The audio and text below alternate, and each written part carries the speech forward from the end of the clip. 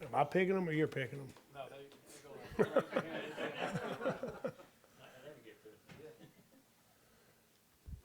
Yeah, Coach, over here to your right.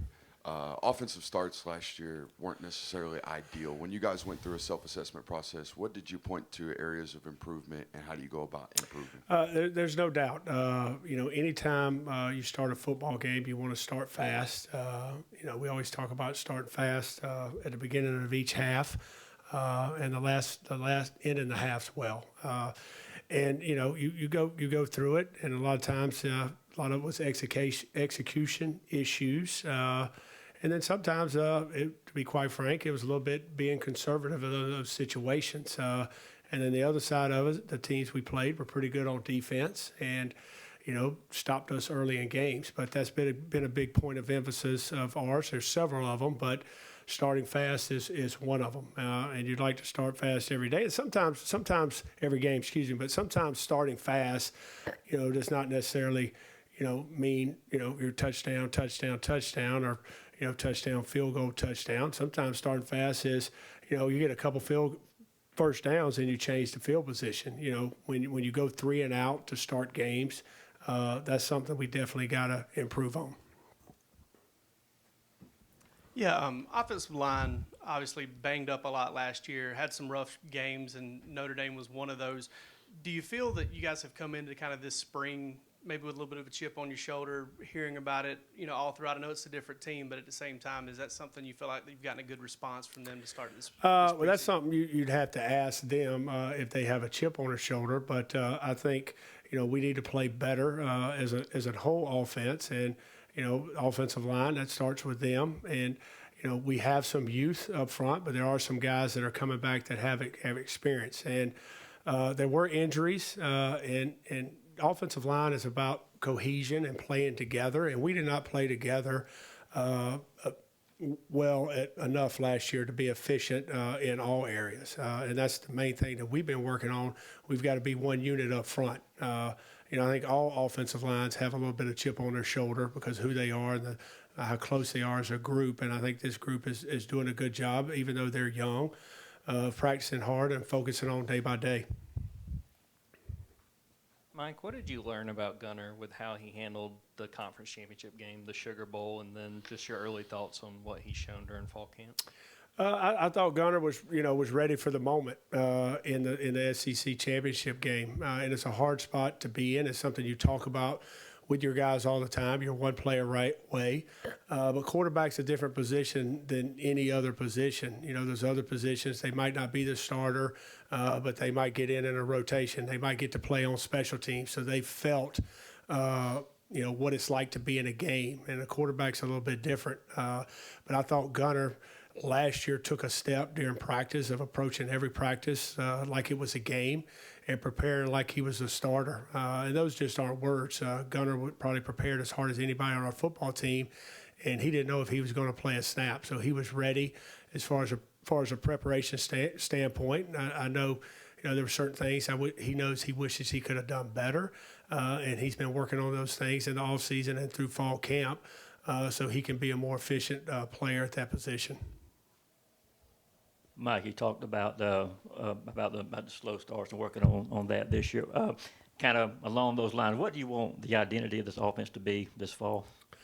Well, I think that's the great thing about fall camp is where you're trying to form your identity of your football team. Now, it's a lot different than it was, 5 to 10 years ago, because 90% of your class is came in spring practice and went through spring, and summer's different. And now that we can meet with them and do certain things with them, so you have a better feel of what you are offensively going into fall camp. But fall camp is a little bit different. That it's you're practicing every day.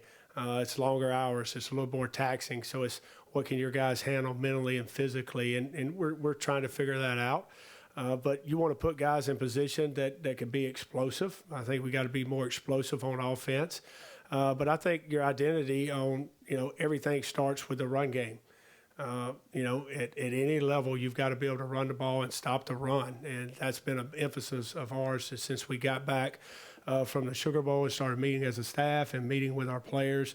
How can we improve in that area? And I'm not just talking about numbers. I'm talking about being efficient. And a run game is not going to just help you offensively. It's going to help your quarterback. It's going to help your defense. It's going to help all areas. And, hopefully our identity will be we will be efficient in the run game, and everything will run through that. Yeah, where do you feel like Nate Frazier has grown the most, both on the field and as the leader of that running back room, especially considering this past spring was the first spring he got to spend here? Well, I want to give Nate and his coach, Coach Crawford, a lot of credit because he was one of the few guys that did not come in mid-year last year. He got here in June, and Nate is a tireless worker. He's always in Coach Crawford's office or in the bullpen with some of our quality control guys, trying to catch up. Running back, not as complex as some of the other positions except for pass protection, but this guy dove in. He worked extremely hard. Early in the year, it was, we're trying to get him on the field and get him some touches and didn't put him in a lot of situations that would involve pass protection. By the end of the year, we weren't afraid to, to have him in there on third down. So I think he's growing as a complete back. I think his next step is, stop trying to look for the home run all the time. That's something we got to get better with all the backs is that we got to learn to get the dirty yards, and every play's not going to be a home run. A lot of these backs, in high school, they're the best player on the field, and they can bounce anything and turn an average play into an explosive play by bouncing it and out running. This league's different, and, working on his steps, working on his vision, and keying the right defender up front and pressing the hole and hitting. And that's something I think in the first 6 practices you've seen an improvement of Nate being willing to stick it in there and get the dirty yards. Yeah, when we got to see Gunner last year, he showed a willingness to run, and the team really responded to that. But at the same point in time, he sometimes opens himself up to take very physical hits. As an offensive coordinator and a quarterback's coach, how do you try and coach around that to where you still want to use him and involve him in the run game, but maybe tell him not to take those big steps? Yeah, it's one thing to say not to do that, and it's another. And on the flip side, it's hard to practice that because our quarterbacks aren't live in practice situations and plays. There's loose plays all the time for the quarterback.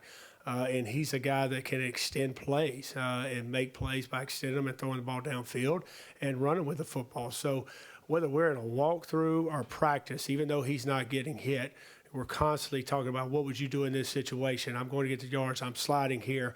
It's third down. I'm going to get the first down because his makeup and his mentality sometimes is I'm going to go get everything. And there's a time and place for that. And it's one thing to say it. It's a hard thing to practice because he's not getting hit. So we're constantly talking about those things, looking at the film in situations where he's pulled it down, he's extended it, or maybe he's running. What are you going to do here? And we're talking about it. And, we're going to have to live through some of that because, he's got the mentality of a guy that's going to go get it, but he's not, 230, 235 pounds. So he's got to protect himself when he does decide to pull the ball down and run the ball. And then, at the same time, there are going to be some instances where we've got, quarterback runs designed for him, but there's got to be a balance because any play that's called, he could turn it into a quarterback run. So as a play caller, you got to be mindful of that, and it's something we're working through. Mike, you added a couple of transfer wide receivers, transfer running back in particular, big guy. Colbie's back. As a play caller, how will that help the offense? I think anytime you've got guys, first of all, right now, I think we've got great competition at all the skill spots, at tight end, at running back, at receiver. We brought a lot of guys in. You mentioned the portal guys, but the freshmen at those positions too have provided unbelievable competition. And that's what Coach Smart has built this program around, is competition and building depth. And I like those guys. A lot of them are young, but they're willing and they're eager. And you got to figure out, where we're going to put these guys to get them in the right spot and figure out ways that, sometimes, in the past we've kind of let the offense run through the quarterback and he takes, the guy that the defense gives us on maybe a passing concept. But we're going to have to figure out ways to get some of these guys that you mentioned, generate touches for those guys. Mike, I know we just mentioned Colbie Young. We've seen him in videos and photos with the blue cap on. What all have you seen from him since he's rejoined the team? And specifically about Noah Thomas, what have you seen from him as well? Well, I've been extremely impressed with Colbie. Colbie, one, he's grateful to be here and his opportunity to be at Georgia and, past that rule, and he got to come back for an extra year and was dealing with a little nagging injury in the spring, but wanted to go through spring and fought through all 15 practices. And, since he's been back every day, he doesn't take a play off.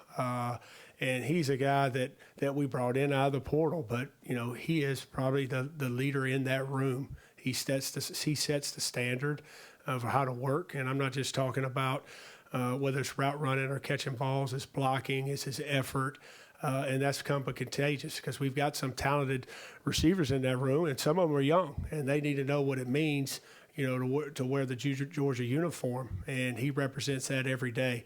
And he's got and bring Noah in, and that's a competition, for him, and he hasn't shied away from it, or Noah. And Noah, through 6 practices, is starting to slow down for him. In the spring was probably a struggle. If you ask him, new system, new terminology, trying to figure everything out, and probably wasn't playing as fast as he would like. And just, our message to him was, it's going to be okay. You just keep your head down, keep working, and you're seeing incremental improvements from him. He's light years ahead of where he was in the spring, and he gives you, another big body outside that can catch those balls that are contested.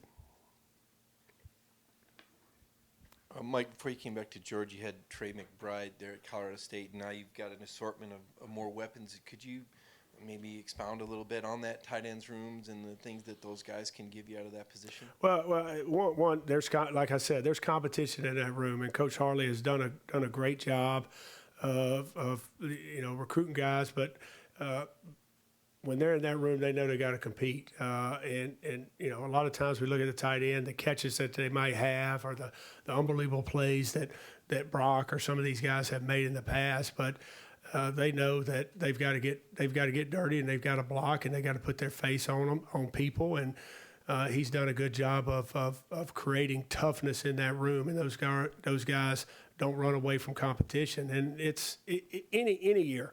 You've got tight ends, you got receivers, you got backs. You're trying to figure out, what's the best personnel group, what's the best mixture between 12 and 11, or different personnel groups of getting those guys on the field. And I tell them, we go out, we're practicing right now. We're practicing against our defense, and we're not just competing against our defense. We're competing against, those tight ends are competing against those receivers at practice. They want us to be in 12 or even 13 more. So at the end of the day, we're going to put the guys out there that have the most production and are able to create positive plays for us.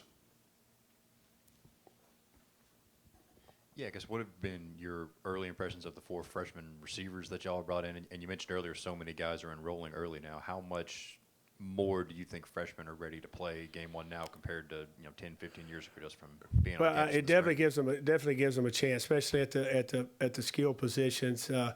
I always tell these guys when we're recruiting them that they want to walk in the door and they expect to be running with the first team and everything go perfect. And I tell them when you come in the spring, you're going to get to go through these walkthroughs and these spring practices where we have a day off and it slows down. That spring practice and that mid-year, you got to think of that as your redshirt year. You are learning what it means to practice at Georgia and how we practice and learning this playbook. And then you've got summer where we're going to do it all over again. And then you're trying to get yourself in position when fall camp starts where now I can play to my true ability and I'm not thinking. Now that's an ongoing process for those guys, but it definitely gives them a better chance because they're here mid-year, because the rules have changed in the summer where coaches can be around and meet with those guys.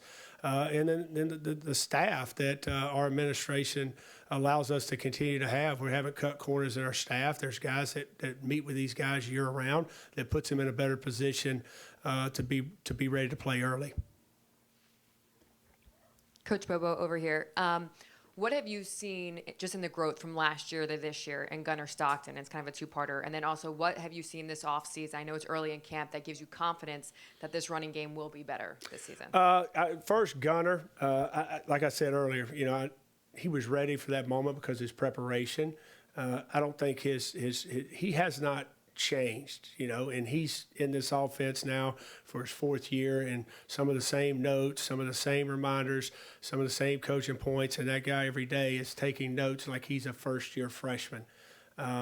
Just the attention to detail and ready to go every day at practice is probably a little higher because he knows now he's running out there with the ones the majority of the time at practice. He's worked on things in the off season fundamentally that you see improvement. We were just in a meeting and we were pointing out the things that we had done during spring practice, post-spring, summer, early in fall camp, fundamentally, and showing us doing the drills individually and how it's correlated to in practice. So, we can always be more efficient in everything we do fundamentally and technique-wise at the quarterback position, and that's something that we've been working on. Gunner's, not just because his name's Gunner, but he's a little bit of a gunslinger and working on, sometimes everything doesn't have to be a howitzer, learning how to layer the ball. And he made a throw yesterday that we pointed out to some things that we had done and, trying to just improve on little things, every day. What can I improve on? As far as second part is about the running game, right? As far as the running game, we that's a big emphasis for us. That's the emphasis number one. I don't think anybody, that's not a secret. Coach Smart said it. I said it, I think, the last time I talked to y'all at the Sugar Bowl. We got to be more efficient in the run game. And again, that doesn't mean numbers. We got to run the ball efficiently and find ways to be explosive in the run game, not just the pass game. What I've seen is every day it's an emphasis for us, all right? When we come together as a unit on offense, we're talking about the run game. And a lot of times we think run game means just offensive line, but it's the offensive line, it's the tight ends, it's the running backs, the right reads, hitting the right tracks, it's receivers blocking downfield, it's quarterbacks getting us in the right run, it's quarterbacks on their fakes. And we made an emphasis every day to point out those things when they're good and they're not up to our standard. And day by day, we're working on those things, and and we know that we've got to be able to run the ball, and that's the point of emphasis right now. Got time for one more one-part question. You heard that, Roddy. One part. I had two questions. Okay, well, let's go back to this spring. There was a rumor around that you were going to retire. Your health Yep. was bad. How are you feeling? You started that rumor. I did not start that. I shut that rumor Did down. you ask me that at the Sugar Bowl? I did ask you at Sugar Bowl, Okay. but it came out again. So I just wanted to get you on the record. No, Are you feeling okay? Are you here for the long haul? No, I feel great. Everybody knows I had some health issues when I was at Colorado State, and I deal some of that with some nerves in my feet. But I feel great, and I'm probably as excited as I've ever been. Not that trying to prove something. I'm excited that college football has changed a little bit. You're coming. You've got a new team. You've got a lot of new guys, and we've got a lot of young guys. We're a young football team. And there's a lot of eager guys that are hungry to learn and hungry to be here and excited to be here. And that gets you fired up as a coach. And when kids don't, they're not excited about being at Georgia or wherever I'm at or playing football for the love of the game, then that's probably when I won't do it. But as far as my health, I feel great. And it's awesome to be here coaching these guys because every day they come over here, they're bright-eyed and they're trying to learn. All right, thanks, guys.